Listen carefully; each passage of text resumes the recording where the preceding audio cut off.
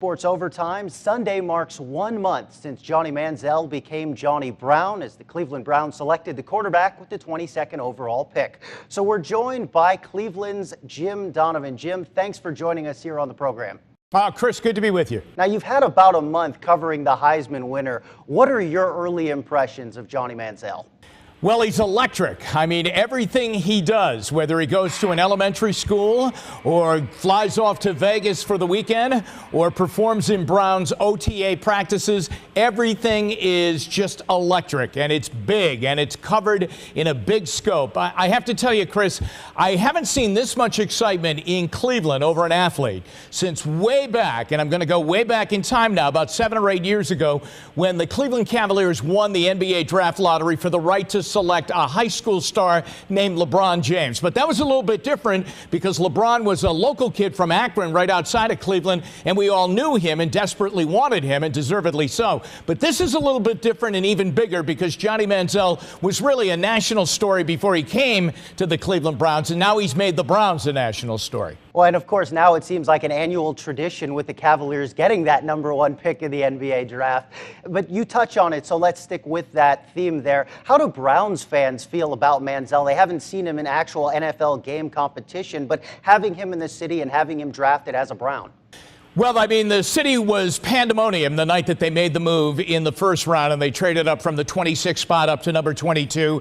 And then, you know, everybody was waiting, and there were strong hints that it was going to be Manziel that they were doing all of that for. So, I mean, wherever people were, I mean, they jumped off their couches, off their bar stools, and it was like a parade that night in Cleveland when they selected him. So they're really excited about it. I think they look at him right now, Chris, and they say, we think that if he can do what he did on Saturdays and now translate that into Sundays in the NFL, then finally the Browns will turn around. And I think that there's an awful lot on his shoulders and on his shoulder pads in this case because the Browns have desperately been looking to get a quarterback, a franchise quarterback who can really get the franchise going. That's been the real stopgap for them. They've tried all different ways to do it, and they have not succeeded. They've had a list of failures, playing guys too soon, playing guys when their NFL productive days are over, when they go get a veteran quarterback, taking a flyer on a 3rd or a 4th round draft choice for a quarterback. Nothing has worked, but they really desperately believe this is going to work, and this is the guy that will be the great quarterback for the Cleveland Browns and turn it around here finally. Since 1999, when they came back in the NFL, they've only had 2 winning seasons. And, of course, now they'll have another #2 so we can get rid of the Tim Couch jerseys, right?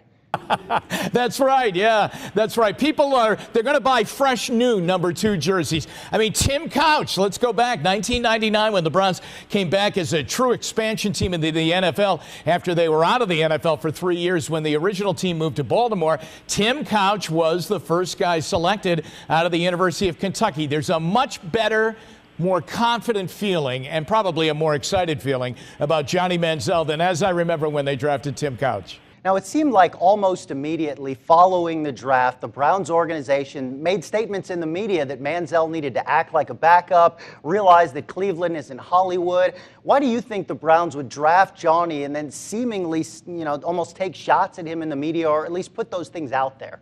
You know, I think, Chris, a lot of that might have been a little bit of window dressing for the other players on the team who might have been concerned that if you bring a guy like Johnny Manziel in, are you going to have 2 sets of rules? A set of rules for the Cleveland Browns players and then a separate set of rules for Johnny Manziel. So I think what the Browns were doing was saying, hey, listen, he's got to come in, he's got to earn his spot, he's going to act as the backup quarterback until he can win the starter's role, whenever that is, if it's in July or if it's a year from July. I mean, he's going to have to win everything on the field. It's not going to be given to him. So I think it was more for the national media and certainly for the other guys who are currently on the Cleveland Browns saying, this guy's going to have to win his position just like you did.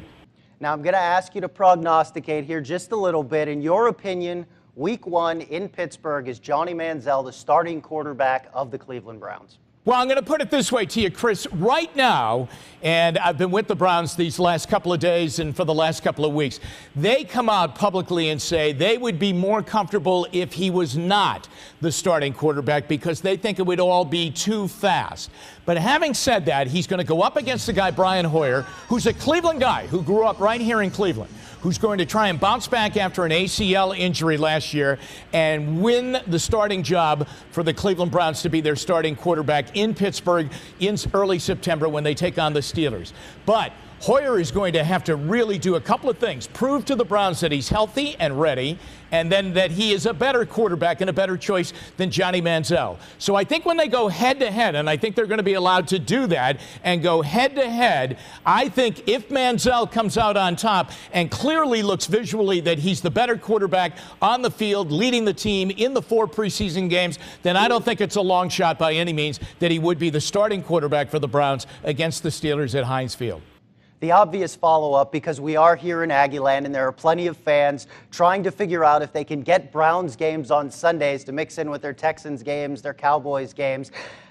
Factoring in the ACL, how many games do you think that Manziel could at least play in? We won't say start, but play in regular season games this coming season. Well, I tell you what, I know for Johnny, I think he would say anything short of 16 would be a little bit disappointing. There is a conservative plan by the Browns that if Hoyer won the starting job coming out of training camp, that the Browns have a tough first 3 games. I believe they go with Pittsburgh, they play New Orleans, they play Baltimore, and then they have their bye week. And after their bye week, then, a lot of people thought that if the team wasn't productive with Hoyer at quarterback in the first 3 games of the season, then you have a bye week. You'd have an extra week to get Manziel ready, and then you would put him in their 4th game. So I guess if you do the addition and the math on that, I think that there's a possible chance that he would play 13 games if he went by the plan that Hoyer would get a crack with the team in the first 3 games of the year.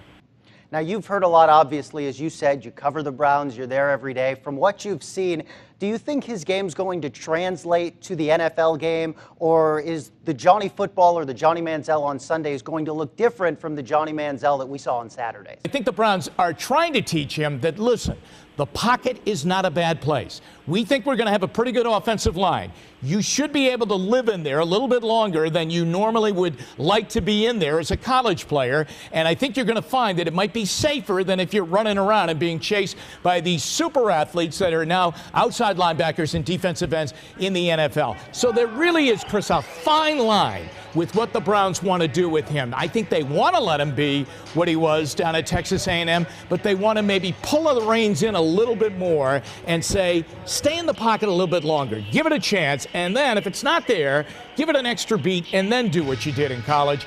And maybe that will be a good existence for him. I do believe he comes to the right situation here because Kyle Shanahan is the offensive coordinator here who had Robert Griffin III, who did a lot of fun things in Houston before that. So I think he's got the right offensive coordinator for his rookie year in the NFL. So we know he has the right offensive coordinator. We know he has the tools. So the last question has to be, does he have the right nickname? We've heard Johnny Football. We've had Johnny Hancock. We then had Johnny Brown, Johnny Dog Pound. You, on a personal level, do you have a favorite nickname for right now the Browns' current 3rd-string quarterback? Yeah, I think right now I still love the Johnny Football thing. And I love when he talks about himself and talks about Johnny Football almost in the 3rd person. So I'm kind of hooked on that. A lot of people then a couple of weeks into the regular season hope that he's Johnny Cleveland. I mean, they might like that. But I like Johnny Football. I think that's got a real good ring to it. Jim, thank you for joining us here on Aggie Sports Overtime. Jim Donovan from WKYC in Cleveland. We'll now throw it over to Chris Costa in the studio. Overtime, Sunday marks 1 month since Johnny Manziel became Johnny Brown as the Cleveland Browns selected the quarterback with the 22nd overall pick. So we're joined by Cleveland's Jim Donovan. Jim, thanks for joining us here on the program. Chris, good to be with you. Now, you've had about a month covering the Heisman winner. What are your early impressions of Johnny Manziel? Well, he's electric. I mean, everything he does, whether he goes to an elementary school or flies off to Vegas for the weekend or performs in Browns OTA practices, everything is just electric, and it's big, and it's covered in a big scope. I have to tell you, Chris, I haven't seen this much excitement in Cleveland over an athlete since way back, and I'm going to go way back in time now, about 7 or 8 years ago, when the Cleveland Cavaliers won the NBA draft lottery for the right to select a high school star named